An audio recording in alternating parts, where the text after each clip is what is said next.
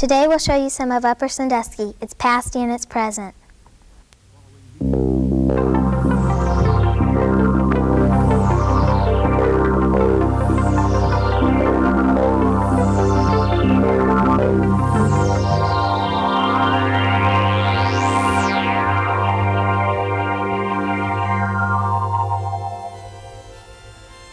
Welcome to News 6. Today's program is presented by Mrs. Rickenbacher's class of Salem Elementary.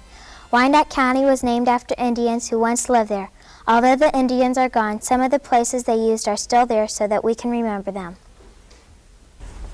A little stone church stands in a beautiful wooded setting.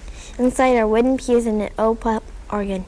Many pictures hang on the walls. There are 8 a.m. worship services every Sunday during the summer. It is known as the first Methodist mission in America. In 1816, John Stewart came to Upper Sandusky to teach Christianity to the Wyandotte Indians. He dreamed of a church but died 1 year before its construction. By 1824, James Finley had built the church using government funds which were owed to the Indians. It was used until the Wyandottes were forced to leave Ohio in 1843. Squire Gray Eyes gave a very sad farewell speech as the Indians left for their new home in Kansas. After that, the church was not used and it fell into a state of decay. The church was rebuilt and rededicated in 1889.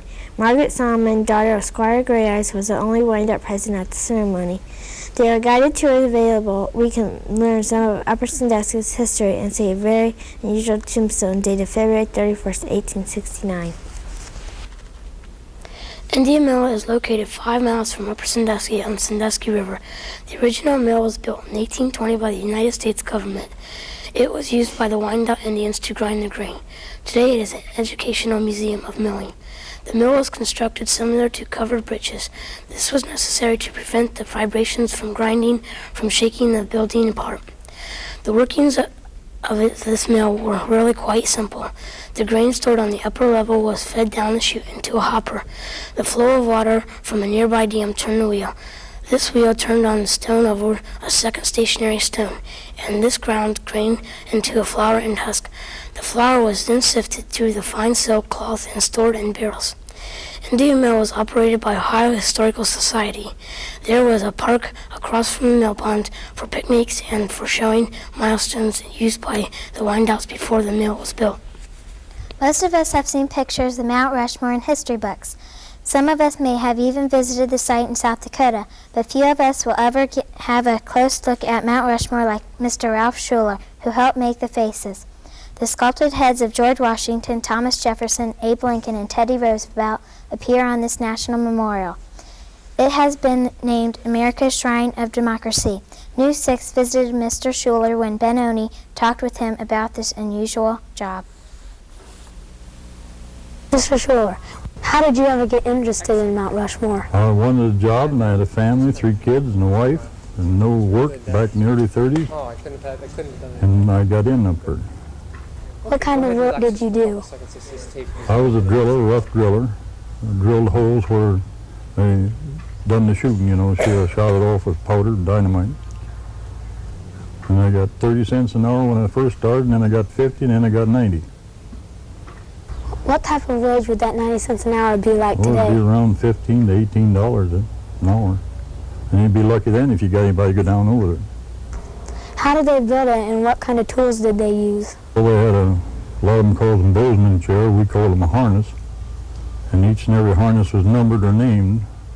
And in the winch house there where the cable was fastened, you know, and you got in your harness and hollered red down or 2 down or whatever, and you went down to your destination to drill the holes so they could shoot it off. I have a piece of Rushmore granite here and a tool we use to drill holes, which is that.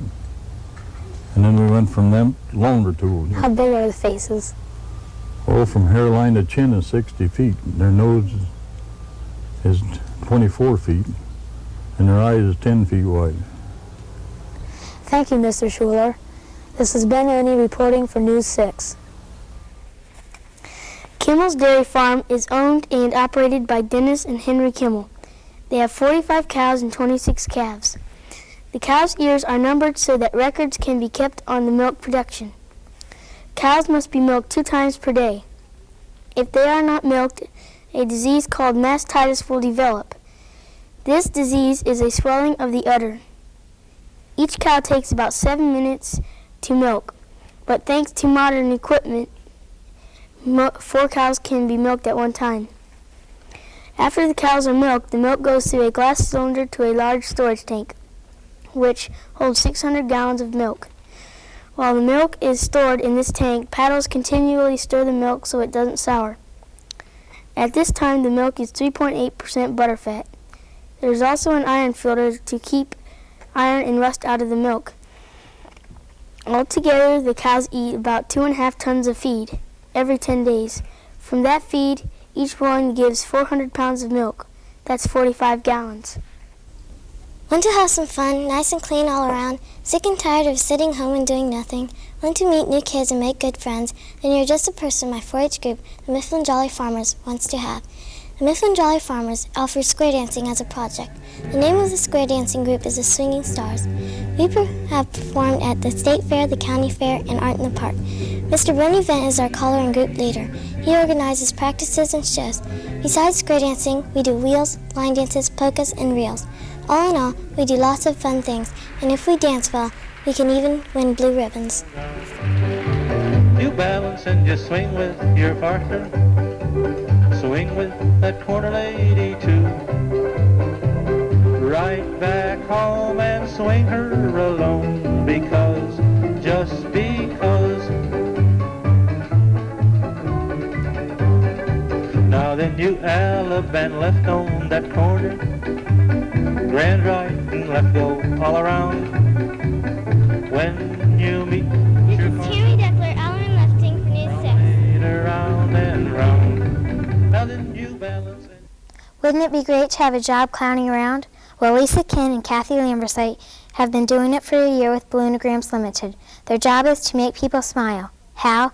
They dress up like clowns and deliver palm and helium-filled balloons to a special someone on a special occasion.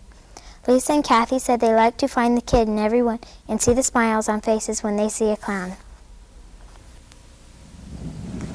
Wouldn't you love to get a big bunch of balloons in a palm written especially for you? I'm Rachel Walton with Lisa Ken and Kathy Lambersite, co-owners of Balloonograms Limited. They are here to give us a poem just for News 6.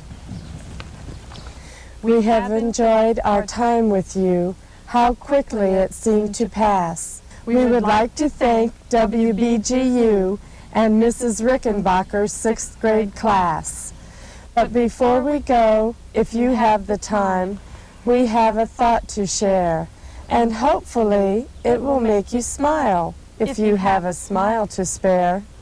You see, we believe that within us all there is a child to help us remember those days of reading, writing, and arithmetic, starting school in September. And if these memories spark a smile, or if you find yourself grinning, think how lucky the children here are today, because their memories are just beginning.